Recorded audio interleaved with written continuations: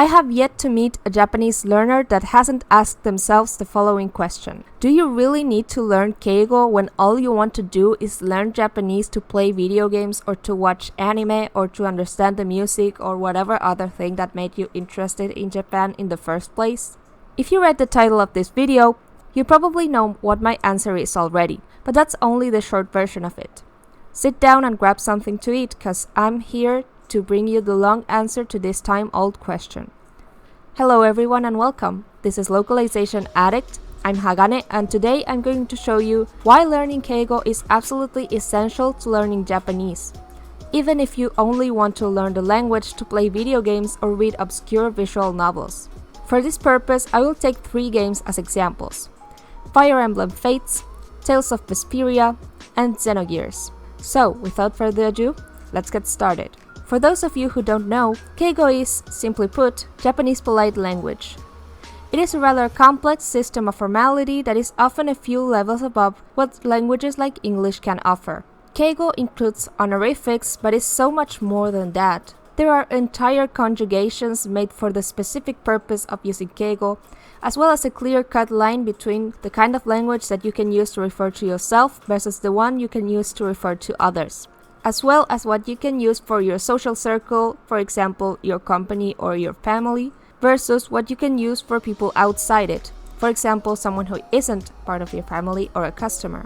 It is because of this complexity that a lot of learners get scared when they have to learn it and start wondering whether they really need all this knowledge when they aren't going to be in a situation where they have to use it or see it, since they're just learning for video games, nothing complicated. This kind of thinking is fundamentally flawed because it implies that video games and other such media never make use of complex language. This is clearly not true, as evidenced by the vast amount of games that touch on mature topics such as politics, science, and economics. But that's not all.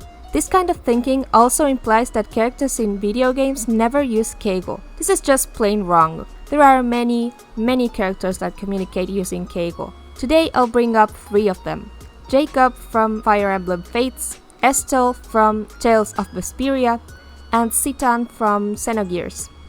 I'll analyze their speech and hopefully show why learning Keigo is fundamental to understanding characters like this. Let's start with Jacob from Fire Emblem Fates. He is the protagonist's butler, and this means that he is in a position of a lower social status than that of the main character, who is a prince/princess.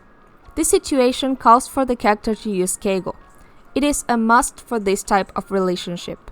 Jacob here uses a mixture of Kenjogo and Sonkeigo, which are 2 of the 3 types of Keigo there are. On one hand, Kenjogo is the kind of language you use to humble yourself, and is the only kind of Keigo that you're allowed to use to talk about yourself. On the other hand, Sonkeigo is the kind of language you use to show respect towards others, raising their position, and it's the only kind of language allowed to use in respect to other people in a higher position than you.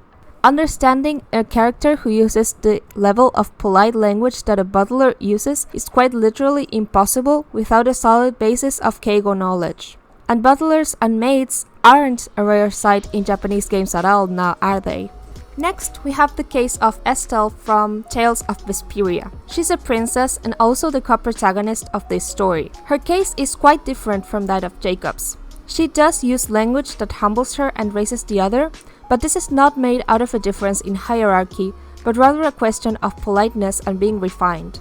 It is considered in good taste for a woman of a high social position like her to be humble regardless of her position. This choice of making her talk using Keigo also adds a layer of depth to her character. She's the kind of person who doesn't think of herself as being above anyone. In this context, it makes sense that she would constantly use humbling language to refer to herself and respectful language towards others. It aligns perfectly with her character. Characters such as hers, who are part of the nobility, almost always talk using some form of Keigo, especially women. This means that understanding most characters in the nobility without knowledge of Keigo is, once again, pretty much impossible. And we know how much Japanese games love to center their stories around kings and princesses.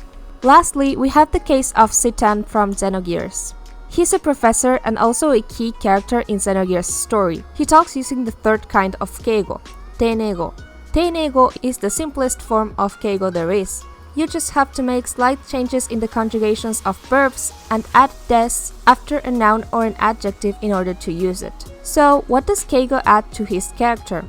Well, in his case, Keigo is used to make a statement about his personality. It's there to add to his image of a nice, polite person. You could even say this makes him look like a gentleman of sorts.